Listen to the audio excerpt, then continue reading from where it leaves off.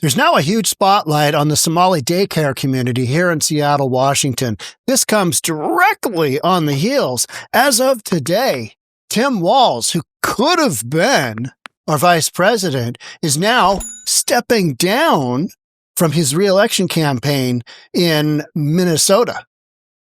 He's stepping down because, the daycare fraud and all the other frauds and all the stuff going on in Minneapolis.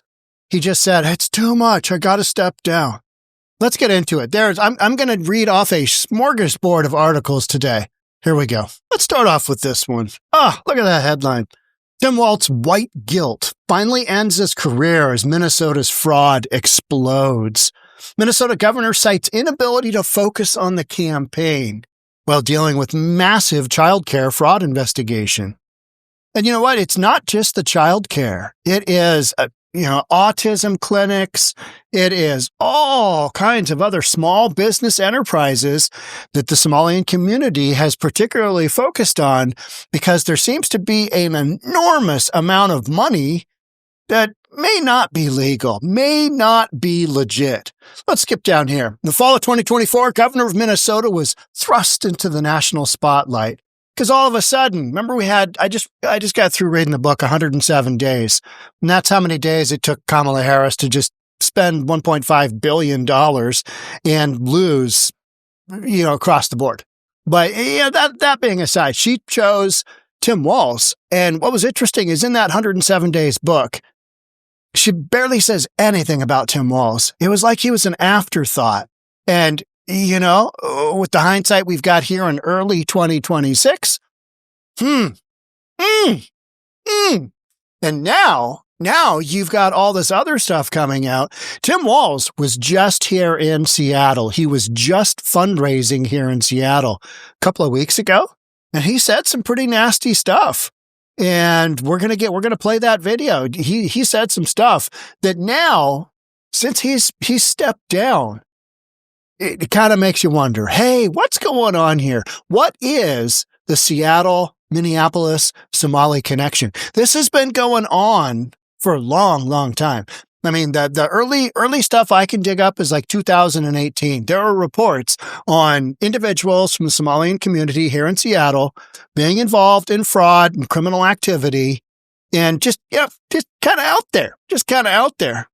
Although he is not resigning from office, at least not yet. And that's one of the things where it's like, hey, if you resigned at this point, handful of days after the Nick Shirley video, where he walked around, is this a daycare? And so many of them said, nope, no daycare here. They're like, what's going on? Yeah, but you got $700,000 in the last 2 years. No daycare here. If you haven't seen that, you've been living under a rock. But literally, you got the Nick Shirley video out there, and that shouldn't be enough to tank a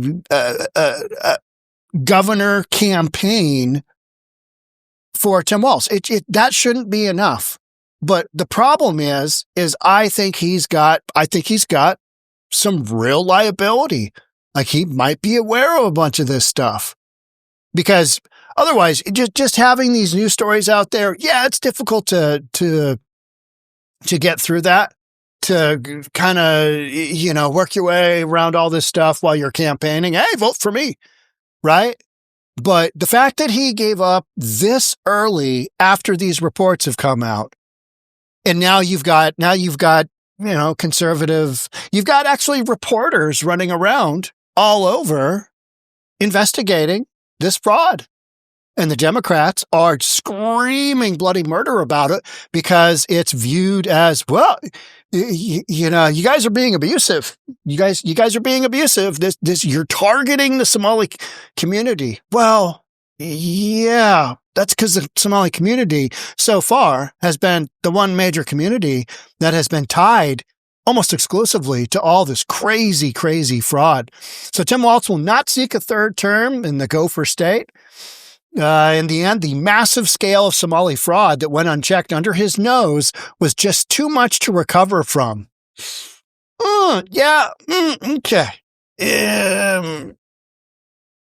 If he's not guilty, then why would he step down? if he doesn't have some guilt, there's no way he's going to step down from that. It's just that he's guilty, one way or the other. He didn't take his job seriously enough. He didn't recognize all the reports that were made saying, "Hey, we got this going on in our state. What are you going to do about it?" Oh. And he didn't do anything. He didn't do anything. Bad news in the Somali front snowballed fast for Waltz, with reports that as much as $9 billion with a B was pilfered by members of the migrant community, while the governor appeared to do little but protect the thieves. I mean, that is unfortunately kind of how the whole thing went. You know what I mean? And now you've got Washington state officials blast conservatives for Minnesota-style daycare fraud claims in new state. Washington state. Here we are. And yet the connections are there. So we got Bob Ferguson. We've got Governor Ferguson. We've got Attorney General Nick Brown. Push back as investigators film encounters at addresses across the state alleging Minnesota-style fraud. And you know what? They're going to come across a whole bunch of those daycares that are operating as normal, because there's like 5,000 daycares in the state of Washington. Do we need that many daycares? You know what I mean? And why all of a sudden, why is daycare free for so many people? Why aren't people paying for daycare? Why is daycare one of these freebie things, right? Where then you can set up a business and just get hundreds, if not millions of dollars, basically siphon through your company for daycare, right? So here we've got Washington state officials just basically whining, "Hey, you guys are being mean to the Somalis." No, they're the ones committing the fraud. And the way that we know this is that how many convictions do you have in Minneapolis? 90? Something like that. I mean, it's an incredible number. Top blue state governor slammed conservatives for inflicting deep damage on the Somali American community. Well, if they hadn't already done it to themselves, why did Tim Walz step down? Just asking for a friend, right? After citizen journalists filmed encounters with alleged Minneapolis-like daycare addresses and then streamed them online. I did the same thing because it's a matter of public record, right? Hey, who are the daycares? All right. And you've got this filter in there, do they speak Somali? Yeah, they do. Okay. Let's check it out. Do you even have addresses? So many of them didn't have addresses. So many of them didn't have business hours.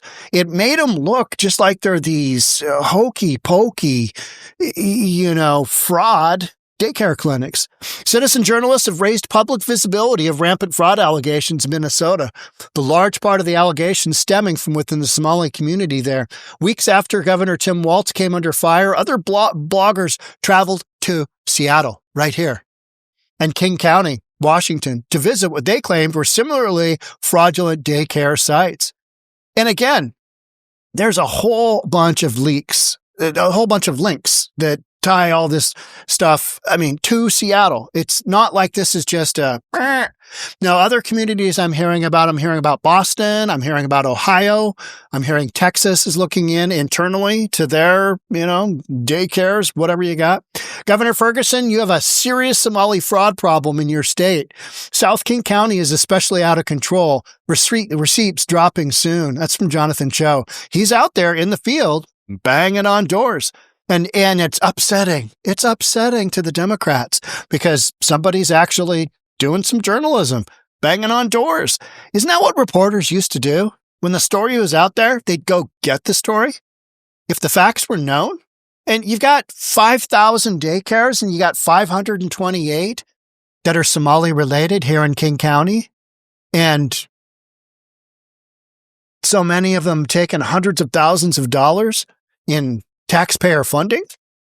Does that seem weird to you? You know what I mean? The optics are not good, any which way you look at it.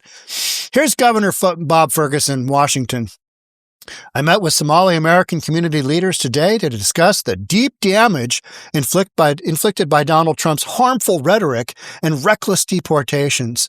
Well, if it wasn't accurate, then why did Tim Walz step down? You know what I mean? If this is so far out in left field, Why did Tim Walz step down? Yeah, okay. Here in Washington State, we recognize that diversity is a strength. No, it's not. No, being diverse, that's not necessarily a strength. Yeah, ask Europe how that's going, right? Ask Europe how that's going. I wonder if they now regret their, here we go, Jonathan Cho. Minnesota Governor Tim Walz was the keynote speaker at a Democrat fundraiser in Seattle last month. Despite allegations of Somali welfare fraud hanging over Walz's head, Washington Governor 𝗪𝗪𝗧𝗛 still invited him. I wonder if they now regret that decision. Here's Tampon Tim. Let's listen to Tampon Tim. This is in Washington State. Here's 𝗪𝗪𝗧𝗛 right behind him. You wonder, that's not going to age well. Those comments that Tampon Tim made, they're not going to age well because he looks guilty. He's stepping down. He's like, I can't continue my campaign. State are experiencing the pettiness of this administration. I always have to check myself because he brings out the worst in me. Thanksgiving night, I'm minding my own business, playing Yahtzee with my relatives, and I get a drive-by slur from him calling me seriously the R word. Do you stand by that claim of Wellington was retarded? Yeah, I think there's something wrong with him. Absolutely, sure. You don't. Yeah, there's something wrong with Walz. If that wouldn't be bad enough, then. This was the fundraising dinner right here. This was at the Washington State Convention Center, I believe, downtown Seattle. It's Craig's sons add in and throw that stuff at my children. And That's fair.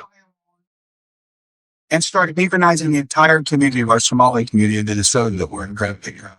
There's some people that just really rub Donald Trump the wrong way. I'm pretty much guessing it's people who are smart. People who other people like. People who are fit. Yes, I'm paid. So this is the first White House that hasn't had a pet in it, and that tells me all I need to know. Because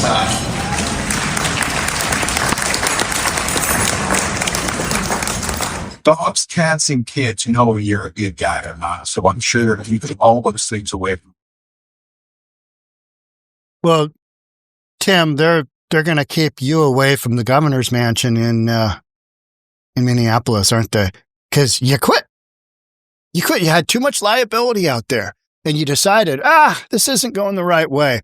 Controversy, debate intensifies regarding Washington Child Care Center fraud allegations. This is from Center Square. So we've got all of these independent journalists running around, banging on doors, and then we've got leadership. You've got 𝗪𝗪𝗧𝗛, you've got Mayor of Seattle, you've got Nick Brown, the Attorney General, basically saying, everything's fine. Everything's copacetic here. It's all good. These are all legit daycare centers. And you just look at the numbers and you go, no, there's some fraud in there. The debate over allegations of Somali child care center fraud in Washington state has intensified, drawing responses and counter responses from state and federal officials over the veracity of the claims and the proper response. Oh, this was last week. This week, you got Tampon Tim going, just raising the white flag. I can't do it. Pressure's too intense. Here's the white flag. Recent reports indicate federal agents from the Department of Homeland Security and the FBI have launched a massive investigation into fraud within Minnesota's social services and child care programs. 2,000 agents. Can you imagine? 2,000 agents come into your community. Hey, about that money we gave you. Where are the children?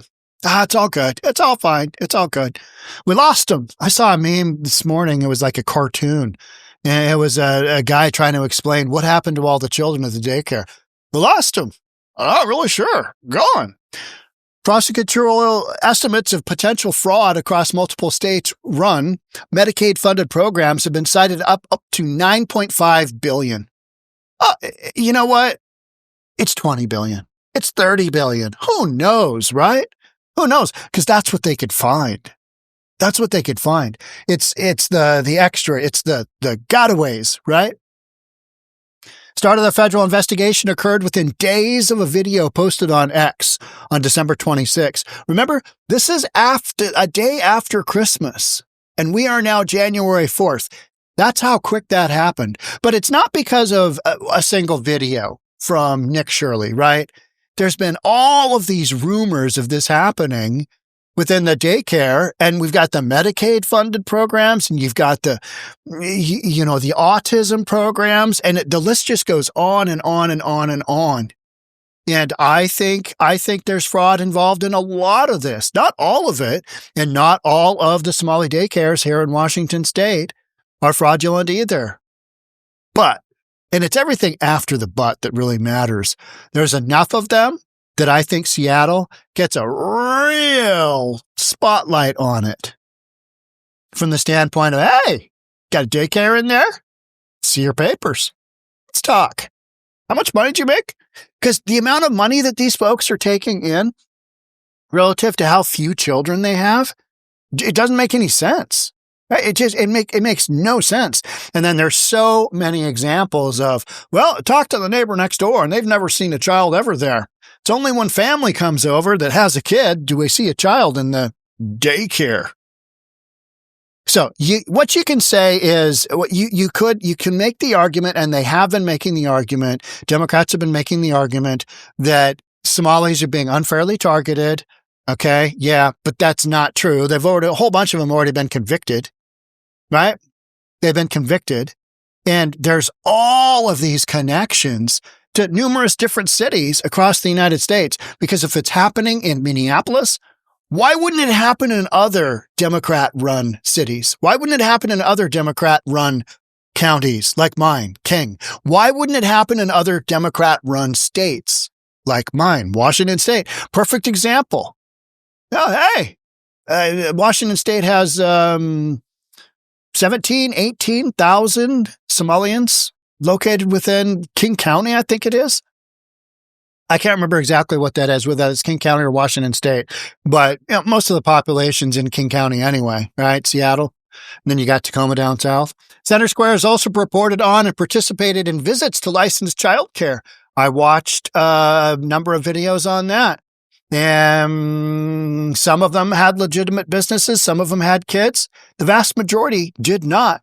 They didn't have any kids in there. How about this? Senate Bill 5926, pre-filed by Senator Lisa Wellman, Democrat from Mercer Island, would expand public records exemption for personal information of family home child care providers to all licensed or certified child care providers in an effort to protect against safety risks, harassment, doxing, and targeted retaliation.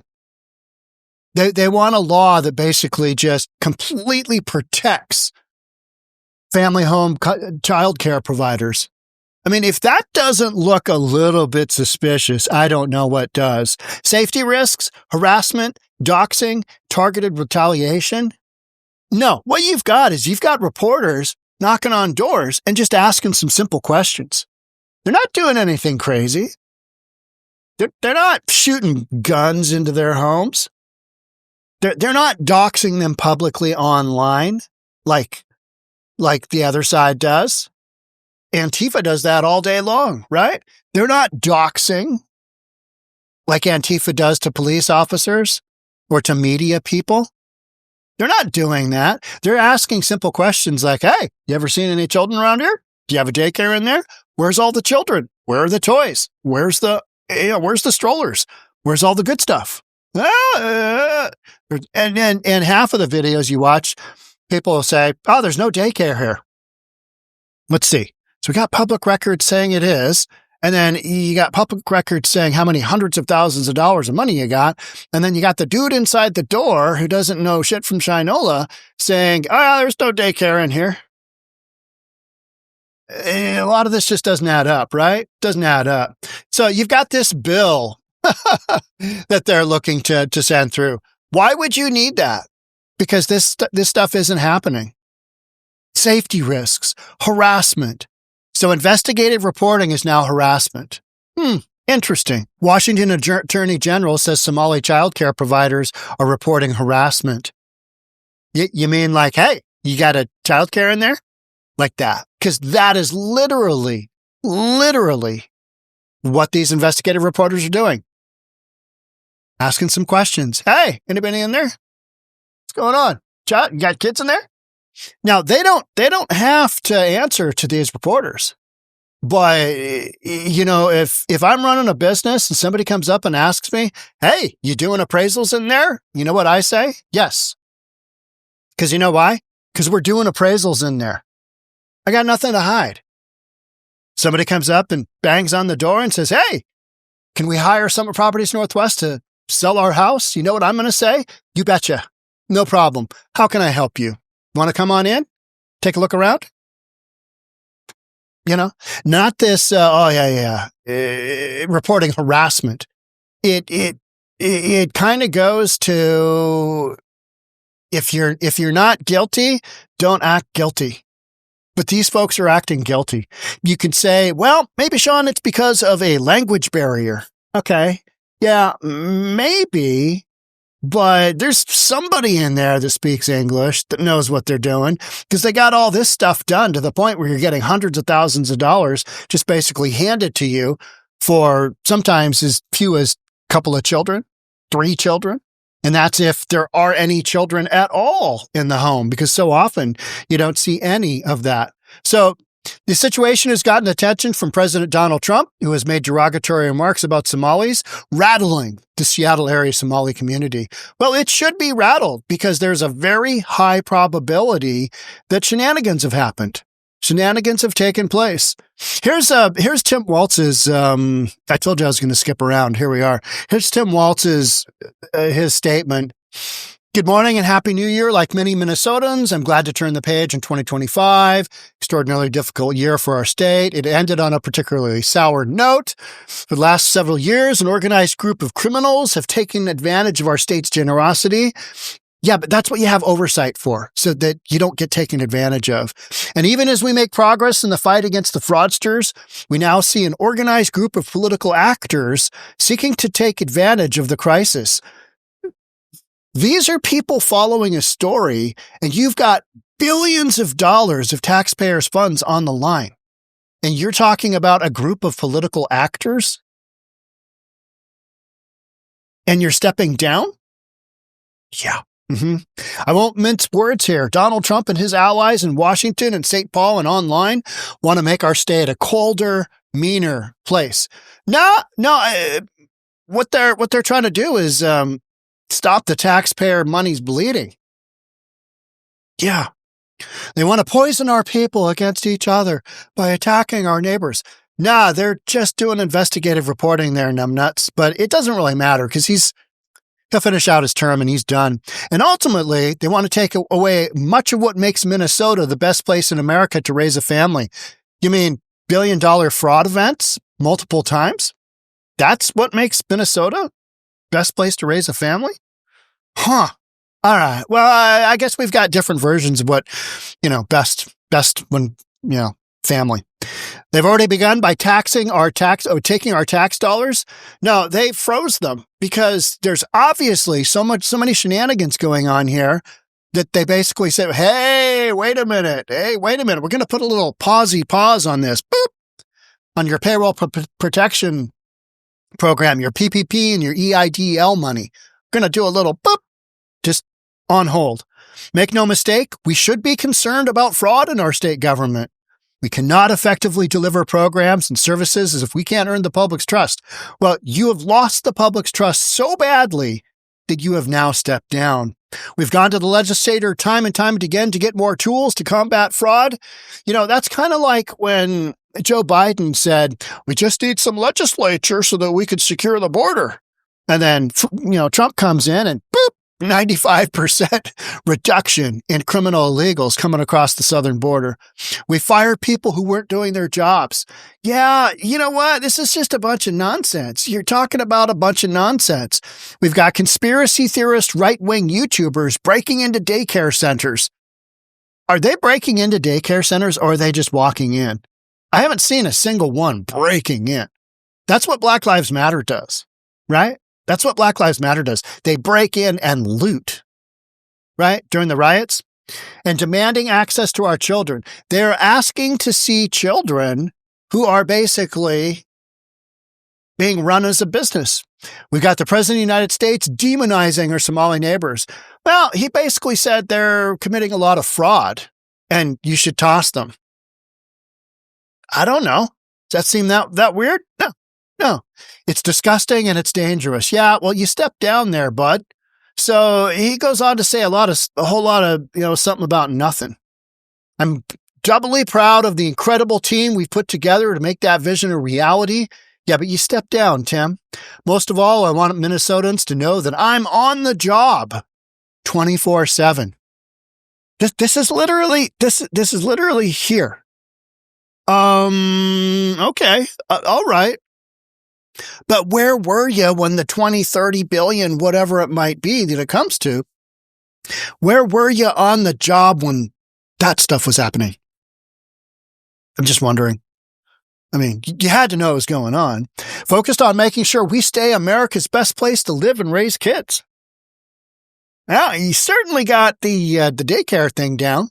Mm-hmm. Yeah. No one will take that away from us. Not the fraudsters and not the president. Not on my watch. But you just gave up your watch there, guy. How about right-wing reporting on Somali money going to al-Shabaab is not new, still misses the mark. So this has been out there for a long, long time. I want to skip down to, and he is talking about an article that Christopher Rufo wrote, and he's done a lot of investigative reporting. And so I'm going to skip down on this one.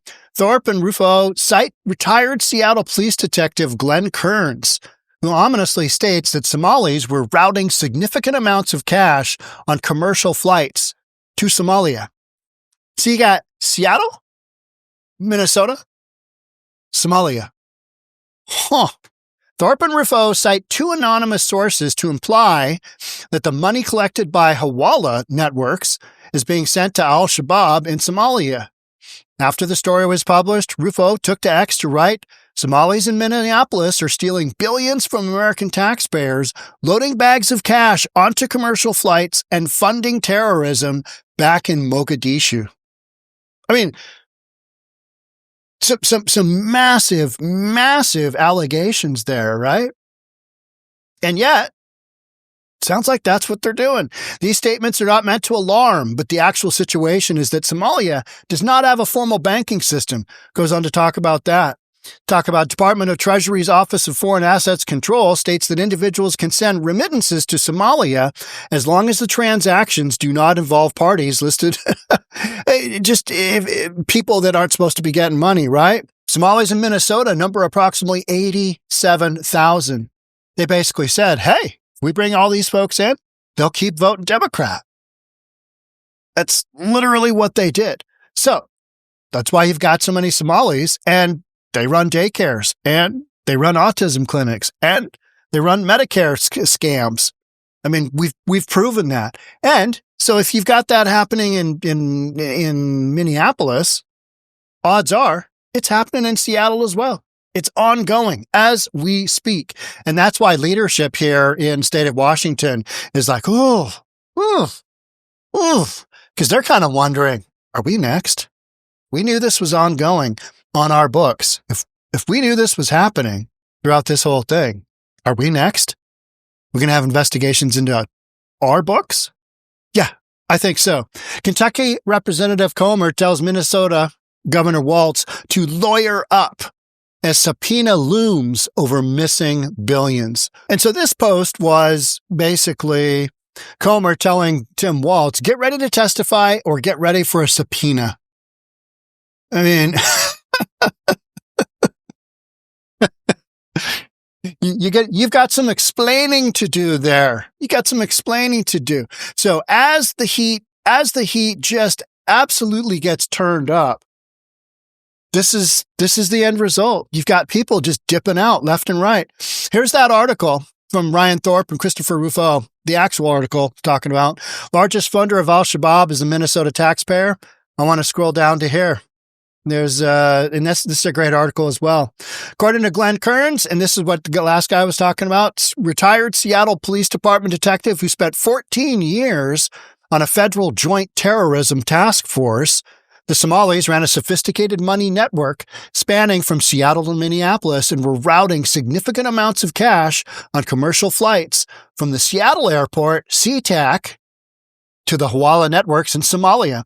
One of these networks, Kearns discovered, sent $20 million abroad in a single year. The amount of money was staggering. Staggering.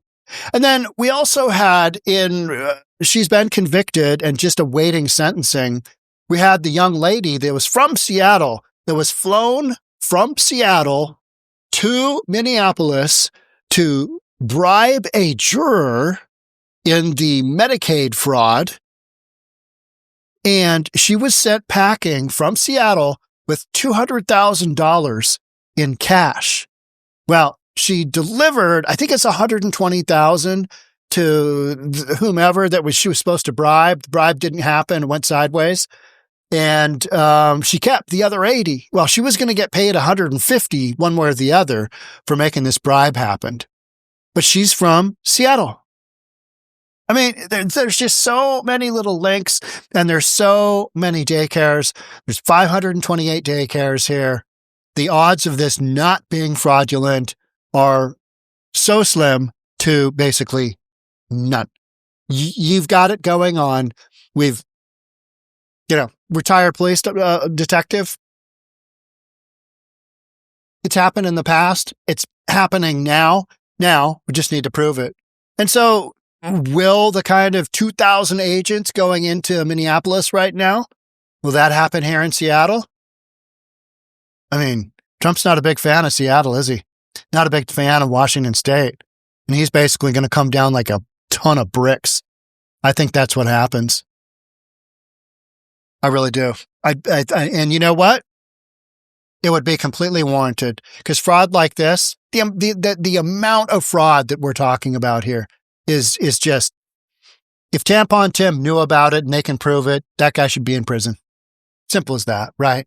And if there are legislators here in the state of Washington that have enabled this to happen, if there's governmental entities that have known this is happening, they should go to prison as well. Simple as that. Thanks so much for being here. I'd love to have you subscribe, do all that good stuff. I'll see you on the next episode. Bye for now.